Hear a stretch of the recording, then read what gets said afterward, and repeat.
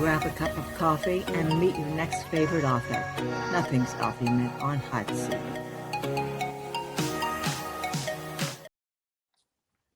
Hi, Christina.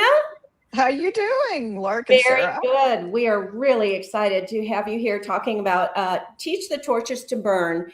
And just before you got on, I wanted to let the viewers know, I've heard that phrase before, and obviously this is about the Montagues and the Capulets, and now it's their daughter. I don't think that's a spoiler alert since this is not at this the point. book in the series. And I found this on Ask Philo, that teach the torches to burn is a figurative way of saying that something or someone is so extraordinary or radiant that even torches would need to learn how to shine more brightly. And that's very elaborate, but actually it's a line from Romeo and Juliet. Juliet, right. Yes, it's Romeo about Juliet. Yeah. I absolutely love it. And I love that you took Romeo and Juliet on its head, like the Yellow Brick Road. And now we're even getting takes on all these different Jane Eyre and yes. I just Pride love Prejudice. that everybody's taking old literature and turning it on its head. Yeah. Well, I wanted to jump in here and say this. I think the series is very clever. It's fun, and it's a completely different genre for you from your other books. Would you tell us about the concept and how you came up with it? My daughters have been in the business with me the whole time. I've read for 35 years, been published for 35 years, 36. And I was talking to my daughter, my youngest, and I said, I would really like to write a series that's set in an alternative literary universe like Pride and Prejudice. And she said, the daughter of Romeo and Juliet. And I said, they're dead. They didn't have a kid. Listen, let's get this. They were never alive. They're fictional characters. Right. So I had to get a hold of myself because she was just sitting there looking at me like, Mom. And then we went on to plot from there. And I wrote the first 4 pages immediately. I knew exactly what she was like, and I did it in first person, which I'd never written before, but it just came right out of me. And it was so much fun, but I thought nobody's ever going to buy this. And I was wrong. Obviously, 3 bestsellers later. So what did your friends tell you when you told them about this? Because I know you're good friends with Susan Elizabeth Phillips and Jane Ann Kranz. What did they have to say? They were the ones that said, they said, send us the first 4 pages. And well, Susan first told me that I was really funny and I should write rom-com. And then we got very sarcastic with each other. And she called me a bad name, but she claimed she did not. So yeah, I sent them the first 4 pages and they read it and they said, you have to write this. And that was really the encouragement I needed to go ahead and start writing. And then I sent it to my agent, and again, we had talked about me writing something different. And when my agent called, she goes, what? And I said, well, we talked about this. And she says, I know, but I had to pick myself up off the floor because it's just not what you usually write. That is so unique. Well, did you research Shakespeare? Did you read his works? I mean, your wording is so authentic.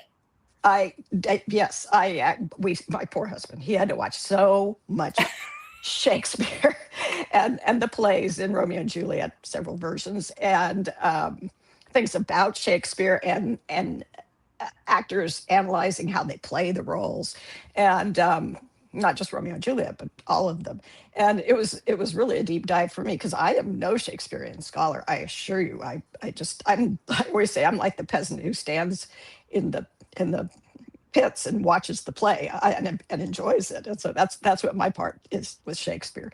But yeah, I've ended up knowing a fair amount of the whole thing. And for me, just there's so many different ways you can go looking to make your prose set like Shakespeare. And at the same time, I'm trying to settle it into the modern world with people who are real, not that lovely, extremely romantic Romeo and Juliet dramatic thing, but people who actually are living day to day. And so I have the modern words, which people who are Shakespeare nuts, Right. are not impressed with it. And then I have the flowery stuff. And to make it actually settle into the modern world, I have I have Rosie, Lady Rosaline, who is the daughter of Romeo and Juliet, that everybody else in the family is just spouting poetry and iambic pentameter and all that. And she can't do any of it. She's just lousy at it. And so that's what kind of sets her apart. And everybody else is melodramatic. Yeah. And her Wildly. reaction to her parents, Romeo and Juliet, she's like, "Oh, they're kissing again." It's just, Yes. it's just fabulous. They're just that was the first decision I actually had to make was, are Romeo and Juliet still in love? Because they got married at 13 and 16. And 9 children. Yeah, well, yes, in this version, but yes, are they in love, or do they hate each other's guts? Because 13 and 16, we wouldn't go along with that today. And so I decided, no, I was not going to betray the romantic legend, and I was going to have them still be in love. And now, I mean, they're just, well, let's face it, Rosie is 19 at the beginning of this, and she's 20 now, and so that means her mom is 33 years old. Right. So of course they're still having romance. Of course they're still having sex. Right. That's what people do at that age, 33 and 36. And so, yeah, it's a lot of fun. I've enjoyed, and at this point, Juliet is still fertile, like really fertile. Right. Obviously. I was thinking about Twins. that. I was thinking about that. I'm like 9 now, but so are you? I'm sorry. Go ahead, Laura. I mean, each of your books has Rosie solving a murder. And during this period, the first 3 books, she has this romance developing with Prince Aeschylus. Of course, her crush on Lysander, but that goes by the wayside. And she does have this romance with Aeschylus. And in book 3, that's the wedding. Yes. My question is, now that they've actually gotten together, where does this story go from here? What do you see as the way that this progresses? Oh, it's going to continue as a murder mystery series, which it is. Good. Uh-huh. And then it's also, I mean, at its core, it's just about everything. It's YA and it's comedy and it's historical fiction, and there's the mystery. And that's why I didn't think I'd be able to sell it, because publishing likes stories that fit into a box, not into 7 boxes. It makes them very unhappy. They don't know where to put it in the store. Right. And so I'm definitely continuing. But let's face it, this is the first year of marriage for those two in book 4, and the comedy is just rife there. And yeah, I've got them. Yeah, and you have so many comic characters that well, Shakespeare wrote them.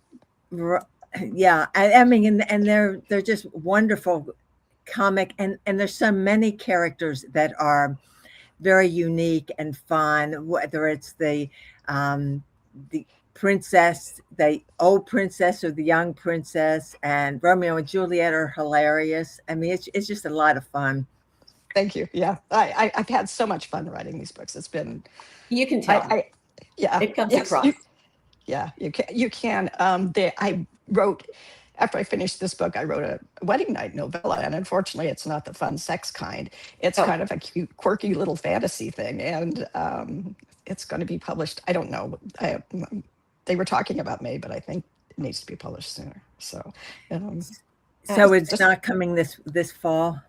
I don't know. We'll see. I'm kind of talking to him about it, so we'll see what happens. Yeah, because I think one of the things when you're writing a series, your readership really wants the next one. Like they read it one day and say, "When's the next one?" Yeah. And they read it the first day it comes out, and they wonder, "Is it going to be another one next week, next month?" And I think that's kind of a hard thing. And the novellas were a really good idea to keep your readers. I'm sorry that I'm not doing it commercially in my mind, but I'm also doing it because I just enjoy writing these characters. And what I plan to do with the novellas, of course, is eventually branch off to different people in the family too. Oh, wow. Well, Great. there's so many characters. I mean, Yeah. my Lord, I had deliberately set it up so there was a lot of characters, but now I'm just like, in book 3, you see it. I'm just juggling them all the time because I have all the Montagues and all the Capulets, and they're still ready to kill each other. And she's trying. Poor Rosie, she's trying to keep the peace, and Aeschylus, who she calls Cal, he's Aeschylus the younger, not the one that's actually in the play, and he's dealing. His family's like very small and very aristocratic, and they're dealing with this bunch of really loudmouth people who are fighting all the time, and it's a riot. The whole thing's a riot. And then somebody murders him, of course. Are the voices just talking in your head at this point? Rosie's the one that talks in my head. I certainly know what she's going to say and what the way she looks at the world. She's What is your writing process? You're talking to 2 procrastinators, like master procrastinators, and you have a book a year. Oh, well, I used to have 2 books a year, so the novellas are really no problem for me.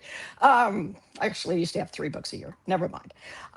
No, you just, it's the same as everybody else will tell you. Sit down and write, and there's nothing else to be done, and you just keep going. Generally, I try to have a word goal, and that's 1,000 words a day. Right now, I'm late, so it's going to be like 2,000 words a day ongoing. But it's been, there have been a lot of stops on the book tour, and it's all been very exciting and very positive. Yeah. So you try and get it done in the morning so that you can do these book tours and answer emails and stuff?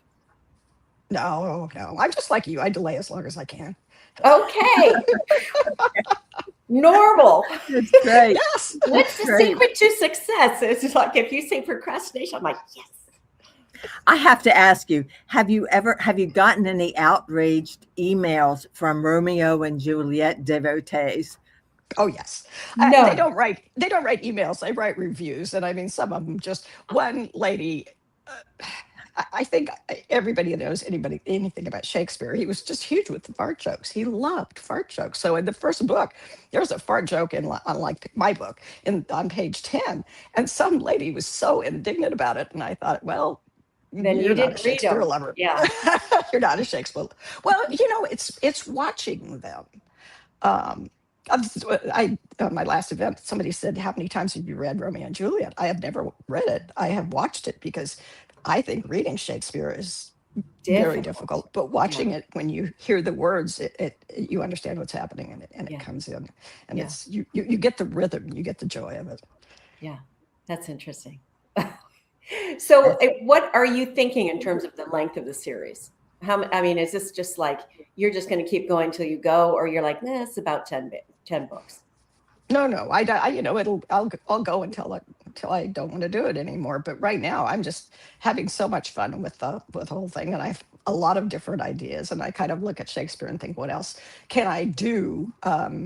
The first book, Daughter of Fair Verona, was pretty much a play on Romeo and Juliet, and then the second one, I had the prince's father who was murdered, and he comes back as a ghost, and he's talking to Rosie. So there's my Hamlet tie-in, and then this one is the riotous people at the wedding, and it's all there. Shakespeare wrote it all. I just have to tap into it. So fabulous. That's great.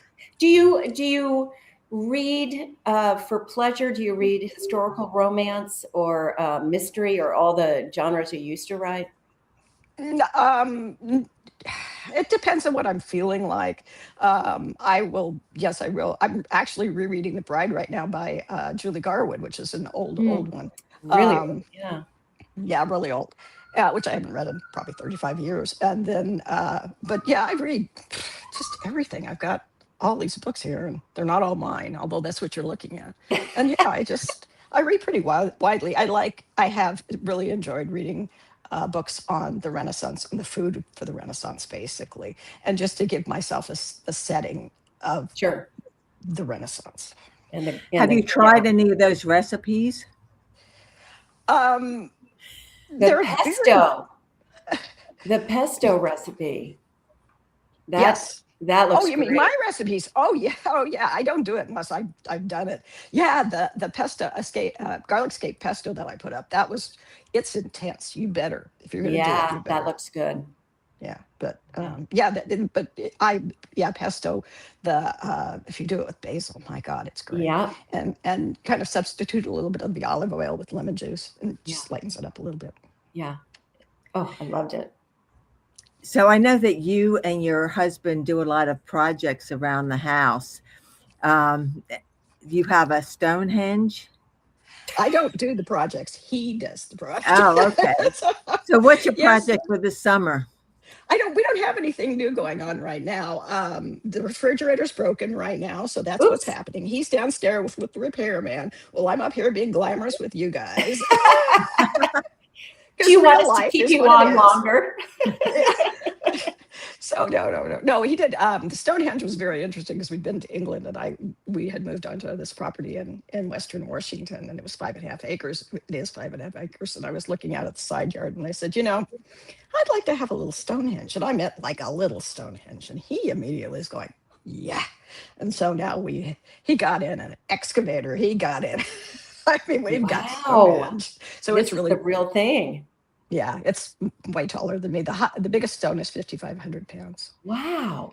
That's great. Are you doing the whole solstice, like where you're going to? We do. Every year we go out. And this year it was actually on the solstice. The trouble with living in Washington State is frequently the solstice is cloudy. But this year it was just absolutely gorgeous. And we were out there at dawn and watched the sun come up. And the other problem with living in Western Washington, it was much clearer about 15 years ago because the trees have grown. So now the sun's like up for half an hour before we actually have to see it come over the top. But we have a fire and it's fabulous. And to the viewers, everybody, they're having a heat wave and it's 80 degrees. And Lark lives in Texas and I live in Florida. I think it's 100. It's about 102 here, and our air conditioning went out, and we had finally this morning we had the air conditioning people show up. So the upstairs air conditioning is now working again. But yeah, no air conditioning. It's not at all like where you are. No, I've got the windows open. We're not concerned about the 80 degrees. No. Well, we are actually going to have to start wrapping this up. And that's how fast 20 minutes goes. Yes. Did you have your cover that you can show us? I have it. Oh, there you go. And then I have it, and it's signed. Look at this. Oh yes, Lark's signed. And Christina signed it. So. Oh yeah. I hope I'm the one that signed it. That's so great. And then and Lark, Lark just got her cover, so why don't you show yours? Oh, yours. Yes, this is the proof. This releases in August 19th. So well, congratulations. I've been her critique partner for 20 years, so you're very happy. My baby. Yeah. So we always have a hot seat question at the end. Oh shit! Just don't ask me to sing. No, we won't do that. But I'm going to ask you, what was the most memorable thing about your trek through the Cotswolds with Jane and Susan? With Jane and Susan, it was just absolutely hysterical. I'm sure. I don't think Jane had never seen dirt before. She lives in Seattle, and I mean, she actually is such a city girl. And I live here in Washington on the side of a mountain. If I want to go hiking, all I got to do is step out the door. Wow. And I don't. And then Susan Phillips is she just loves to hike. And so there we are, the three of us. Like, Susan finally said to me, I don't think Jane's in her happy place. I said, I don't think so, no. But it was a very nice learning experience. There were a lot of people that weren't like us. And for me, the actual problem was that I hike. If I'm going to hike, I'm going to stop occasionally and look at the view and go, wow, isn't this cool? Should they be another mile down the road? Because everybody is like, hikes. They're going. Look, they just hike. You can do that anywhere. Don't go to the Cotswolds for that. Just go. Just get to the end. Yep. Oh, that's great. Well, it was so nice to meet you. I am so thrilled for your new release and can't wait for all of these that are coming out. Well, thank you so much for having me. And it was great to see you again. Good to see you. Thank you. Thank you. Bye-bye. Bye-bye. as we get